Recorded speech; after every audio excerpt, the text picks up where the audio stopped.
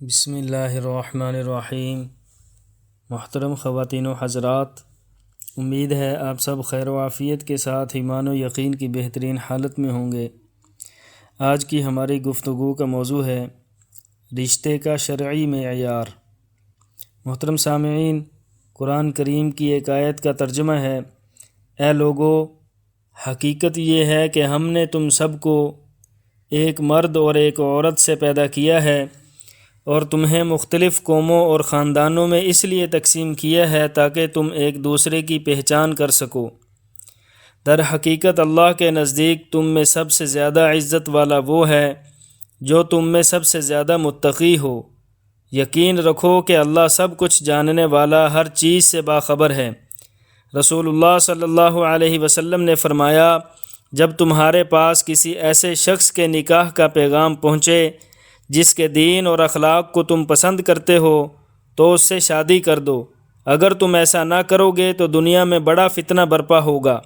لڑکیوں کے لیے معیاری رشتے نہیں ملتے، یہ ایک ایسی شکایت ہے جو تقریباً ہر گھر میں آپ سن سکتے ہیں۔ معیار ایک ایسا جھوٹا پیمانہ ہے جس نے عام مسلمان گھرانوں کو آزمائش میں نہیں فتنے میں ڈال دیا ہے۔ ہمارے کتنے ہی معاشرتی مسائل صرف اسی ایک معیار کی بدولت لا ينحل ہو کر رہ گئے ہیں۔ یہ ایک ایسا مکڑی کا جالا ہے جس میں مسلم معاشرہ پوری طرح جکڑا جا چکا ہے، اور جتنا ہی ہاتھ پیر ہلاتا ہے اتنا ہی اس میں پھنستا چلا جاتا ہے۔ ذرا سوچئے تو، آپ معیار کس کو کہتے ہیں؟ آپ کا جواب سیدھا سادہ یہ ہے کہ برابری۔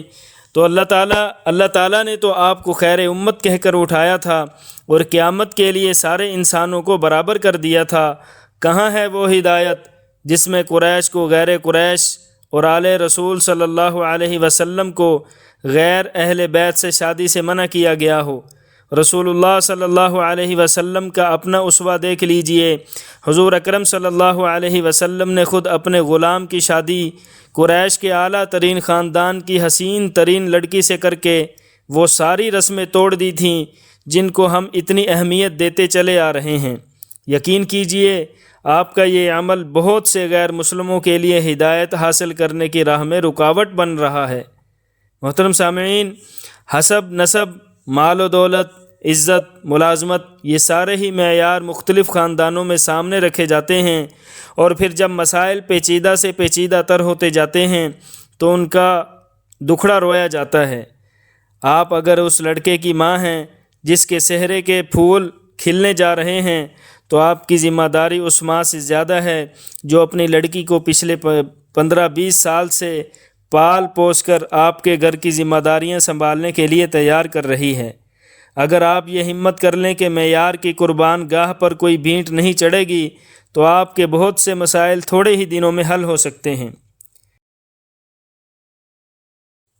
تعجب تو یہ ہے کہ آپ مسلمان ہونے کے باوجود اپنی اس ہٹ درمی پر اس وقت بھی جمے رہتے ہیں جب آپ 5 وقت کی نماز پڑھنے مسجد میں پہنچتے ہیں، جہاں نہ برہم زادے اور چمار زادے کا فرق رہتا ہے، اور نہ کالے اور گورے کا، نہ بادشاہ اور رعایا کا، نہ افسر اور چپڑاسی کا۔ اگر آپ مسجد سے یہ سبق سیکھ کر نہیں نکلتے کہ اللہ کی نظروں میں سارے انسان برابر ہیں تو آپ اپنی نمازوں سے اصل فائدہ نہیں اٹھاتے۔ رشتے میں صورت سے زیادہ سیرت اور دنیا داری سے زیادہ دینداری کو ترجیح دیں، اور معاشرتی تنگ نظریوں کی جکڑ بندیوں کو چھوڑ کر اسلام کی تعلیمات کو پیش نظر رکھیں۔ اسی میں عزت بھی ہے اور حقیقی راحت بھی۔ محترم سامعین، رسول اللہ صلی اللہ علیہ وسلم نے رشتے کا پیغام بھجوایا ایک انصاری گھرانے کو۔ کس کے لیے؟ ایک ایسے شخص کے لیے جو قد کے چھوٹے اور رنگ کے کالے تھے۔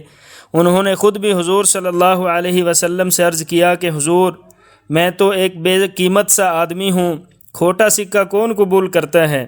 مگر آپ صلی اللہ علیہ وسلم نے ارشاد فرمایا کہ اللہ کے نزدیک تم کھرے ہو، کھوٹے نہیں ہو، اس لیے کہ وہ شخص ایمان کی دولت سے مالا مال تھا۔ ادھر لڑکی نہ صرف یہ کہ نو عمر اور کنواری تھی بلکہ خوب رو اور خوش وضع بھی۔ بچیوں کے لیے ماں باپ سے بڑھ کر خیر خواہ کون ہو سکتا ہے؟ پھر اسلام میں کفایت کا مسئلہ بھی تو موجود ہے، لڑکی کے ماں باپ کو یہ رشتہ پسند نہ آیا، لیکن لڑکی کے کانوں میں کہیں بنک پڑ گئی تو اس نے رواجی شرم و حیا کے تقاضوں کو بالائے طاق رکھتے ہوئے اپنے والدین سے کہا، آپ لوگ یہ نہ دیکھیں کہ پیغام کس کے لیے آیا ہے، یہ دیکھیں کہ پیغام بھجوانے والا کون ہے۔ ہمارے آقا جس چیز کو ہمارے لیے پسند فرماتے ہیں ہم اس پر راضی ہیں۔ حضور صلی اللہ علیہ وسلم کی مرضی پر ہم اپنی تمناؤں اور پسند کو قربان کرتے ہیں۔ عزیمت کی راہ پر چلنے والے رخصتوں کا سہارا نہیں لیا کرتے۔ اس طرح انصاری دوشیزہ نے اپنے ایمان کی پختگی اور رسول اللہ صلی اللہ علیہ وسلم کی منشا پر قربان ہو جانے کا ثبوت دیا۔ اس نیک وقت کا جواب حضرت صلی اللہ علیہ وسلم کو پہنچا تو آپ صلی اللہ علیہ وسلم نے دل کی گہرائیوں سے اس کے حق میں دعا فرمائی اور یوں حضرت جلیبیب رضی اللہ تعالیٰ عنہ کا رشتہ ہو گیا۔ بعد میں وہ خاتون دعا کی برکت سے بڑی ہی خوشحال اور فراخ دست ثابت ہوئیں۔ تھوڑا ہی عرصہ گزرا تھا کہ حضرت جلیبیب رضی اللہ تعالیٰ عنہ رسول اللہ صلی اللہ علیہ وسلم کے ہمراہ جہاد کے لیے نکلے۔ آگے لڑائی میں حصہ لیا تو شہید ہو گئے۔ لڑائی کا غبار چھٹا تو حضرت صلی اللہ علیہ وسلم نے صحابہ رضوان اللہ علیہ اجمعین سے پوچھا، کیا تمہارا کوئی آدمی گم ہے؟ انہوں نے کہا، جی حضور، فلاں فلاں۔ کچھ وقفے کے بعد حضرت صلی اللہ علیہ وسلم نے پھر پوچھا۔ صحابہ نے پھر کچھ نام گنوا دیے۔ تیسری مرتبہ آپ نے پھر دریافت فرمایا تو جواب ملا، اب کوئی نہیں، سب مل گئے۔ حضور صلی اللہ علیہ وسلم نے ارشاد فرمایا، مگر مجھے جلیبیب نظر نہیں مل رہا، تم لوگ اسے میدان میں تلاش کرو۔ انہوں نے چل پھر کر اسے ڈھونڈا تو وہ اس حالت میں ملے کہ اس کے پاس 7 مشرکین کی لاشیں پڑی تھیں اور خود بھی شہادت کا رتبہ پا چکے تھے۔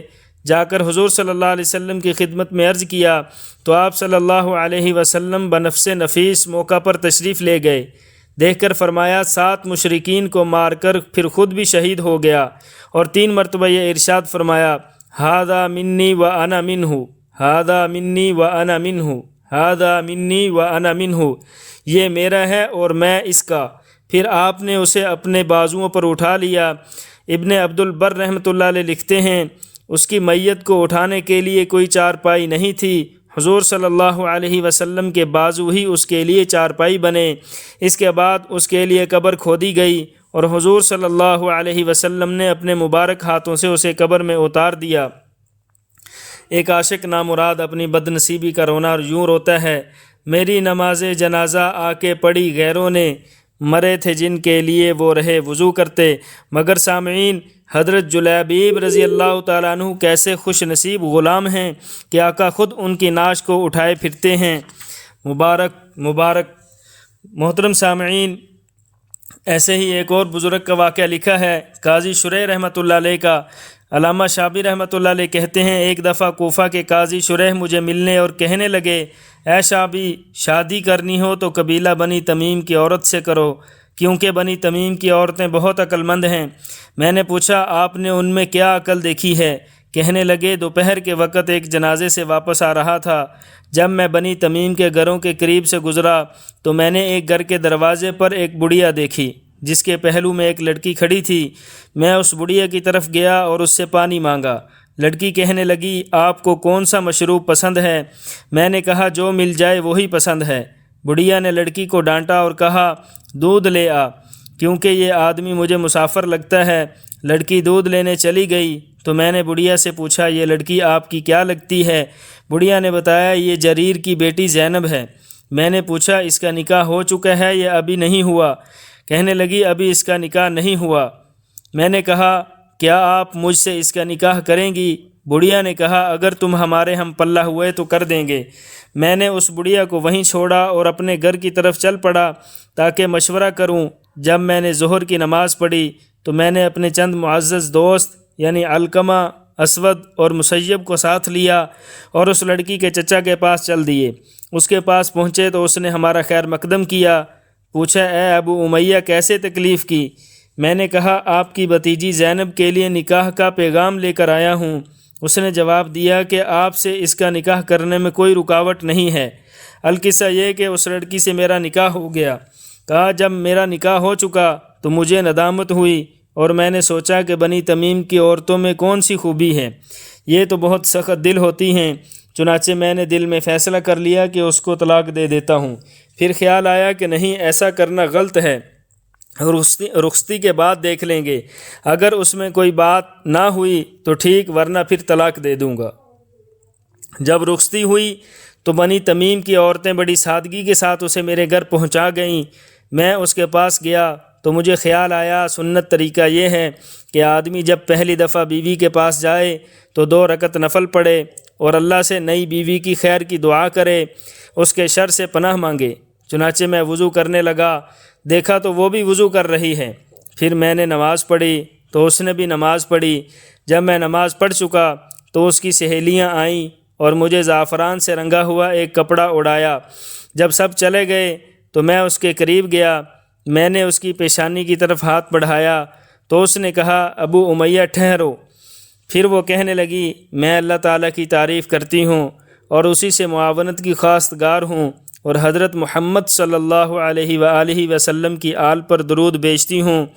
اس کے بعد بات یہ ہے کہ میں اجنبی عورت ہوں، مجھے آپ کے اخلاق و عادات کا کوئی علم نہیں ہے، لہذا آپ اپنی پسند مجھے بتا دیں تاکہ میں اس پر عمل کروں، اور ناپسند بھی بتلا دیں تاکہ میں اس سے پرہیز رکھوں۔ یقیناً آپ کے لیے بھی اپنے قبیلے میں نکاح کے مواقع موجود تھے اور میرے لیے بھی اپنے قبیلے میں نکاح کے مواقع موجود تھے، لیکن اللہ تعالیٰ جب کسی کام کا فیصلہ کرتے ہیں تو ہو کر ہی رہتا ہے۔ بہرحال اب آپ میرے مالک ہو گئے ہیں، لہذا اب میرے ساتھ وہی معاملہ کریں جس کا آپ کو اللہ تعالیٰ نے حکم دیا ہے، یا تو اچھے طریقے سے مجھے اپنے پاس رکھیں یا حسن سلوک کے ساتھ چھوڑ دیں۔ بس میں اپنی یہ بات کہہ کر اپنے لیے اور تمام مسلمانوں کے لیے اللہ عظیم سے بخشش کی دعا کرتی ہوں۔ پھر میں نے اس سے کہا، میں بھی اللہ کی حمد بیان کرتا ہوں اور اسی سے مدد چاہتا ہوں، اور حضرت محمد صلی اللہ علیہ وسلم اور ان کی اولاد پر درود بھیجتا ہوں۔ اس کے بعد یہ کہ آپ نے ایسی بات کہی ہے کہ اگر آپ اس پر قائم رہیں تو یہ میرے لیے بڑی خوش دلی ہوگی، اور اگر آپ نے اس کو چھوڑ دیا تو آپ کا یہی کام آپ کے خلاف دلیل ہوگا۔ بہرحال فلاں فلاں چیز کو میں پسند کرتا ہوں اور فلاں فلاں چیز کو ناپسند کرتا ہوں، بس آپ میری طرف سے بھلائی دیکھیں تو اسے پھیلائیں، اور اگر برائی دیکھیں تو اس کی پردہ پوشی کرنا۔ پھر وہ پوچھنے لگی، میرے گھر والوں کی ملاقات کے بارے میں آپ کی پسند کیا ہوگی؟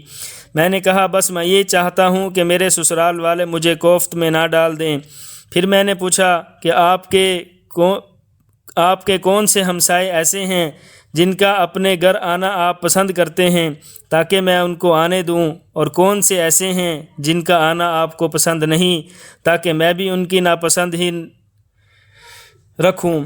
میں نے کہا، فلاں قبیلے والے صالح ہیں، نیک لوگ ہیں، اور فلاں اچھے نہیں۔ پس یا بھی وہ رات میں نے اس کے ساتھ گزاری، گویا وہ رات میری زندگی کی خوشگوار ترین رات تھی۔ اور پھر 1 سال گزر گیا، میں نے اپنی پسند کے خلاف اس کا کوئی عمل نہیں دیکھا۔ جب سال گزرنے والا تھا، ایک دن میں عدالت سے اٹھ کر گھر آیا کہ اس کے پاس ایک بڑھیا بیٹھی ہے جو اس کو کچھ سمجھا رہی ہے۔ میں نے پوچھا، یہ کون ہے؟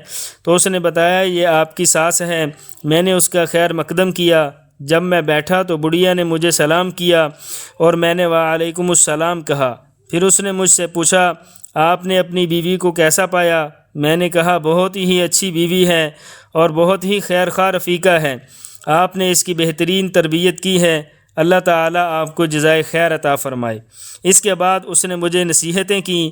پھر پوچھا، آپ کیا پسند کرتے ہیں کہ آپ کیا پسند کرتے ہیں کہ آپ کے سسرال کب ملنے آیا کریں؟ میں نے کہا، جیسے وہ چاہیں، صحیح ہے۔ پھر وہ ہر سال کے اختتام پر آتی تھی اور مجھے نصیحتیں کرتی تھی۔ اے شابی، وہ بیوی میرے ساتھ 20 سال رہی، میں نے کبھی اس میں کوئی قابل اعتراض چیز نہیں دیکھی۔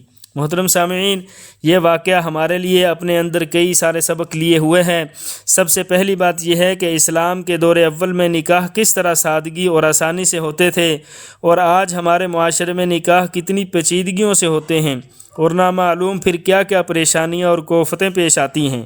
دوسری بات یہ کہ نکاح کے بعد طلاق اگرچہ اچھا عمل نہیں ہے، مگر میاں بیوی میں مناسبت نہ ہو اور گزارا ہوتا نظر نہ آتا ہو تو پھر اس میں کوئی عیب یا عار نہیں ہے۔ نہ مرد کے لیے نہ عورت کے لیے۔ ہاں یہ ضروری ہے کہ قرآن کریم کی تعلیم کے مطابق عمل کرے، کہ رکھے تو اچھے طریقے سے رکھے اور طلاق دے تو بھی اچھے طریقے سے۔ ہمارے ہاں بدقسمتی سے یہ فضا ہے کہ اگر خدا نخواستہ میاں بیوی میں نہیں بنتی تو تب بھی ایک دوسرے کو گھسیٹیں گے، اور مرد حضرات تو بعض دفعہ بہت زیادتی کرتے ہیں، نہ اچھی طرح سے رکھتے ہیں نہ طلاق دیتے ہیں۔ یہ بہت بڑا ظلم ہے۔ تیسری بات یہ کہ بیٹی کی شادی کرنے کے بعد ہمارے ہاں بچی کے والدین کا رویہ نامناسب ہوتا ہے۔ خواہ مخواہ بیٹی اور داماد کے معاملات میں مداخلت کی جاتی ہے، اور چھوٹی چھوٹی بات پر بیٹی کو گھر بٹھا دیتے ہیں۔ اس کی وجہ سے بہت زیادہ نقصان ہوتے ہیں۔ کئی سارے واقعات پیش آ چکے ہیں کہ قتل و خون ریزی ہوئی، اس طرح دو خاندان بربادی کے گڑھے میں جا گرے۔ اس رویے اور طریقہ کار کو اسلام بالکل پسند نہیں کرتا۔ اسلام میں اس کا کوئی تصور نہیں ہے۔ یہ جاہلانہ اور ہندوانہ ذہنیت ہے۔ مسلمان گھرانوں میں ان چیزوں کی قطعاً گنجائش نہیں ہے۔ بیٹی اور داماد کے ساتھ خیر خواہانہ اور صلح پسندی کا رویہ رکھیں اور پھر اس کے فائدے دیکھیں۔ اللہ جل شانہ سے دعا ہے کہ اللہ جل شانہ ہمیں جو کچھ کہا سنا اس پر عمل کرتے ہوئے دوسروں تک پہنچانے کی توفیق عطا فرمائے۔ اللہ تعالی ہم سب کا حامی و ناصر ہو۔ لا الہ الا اللہ، لا الہ الا اللہ، محمد الرسول اللہ۔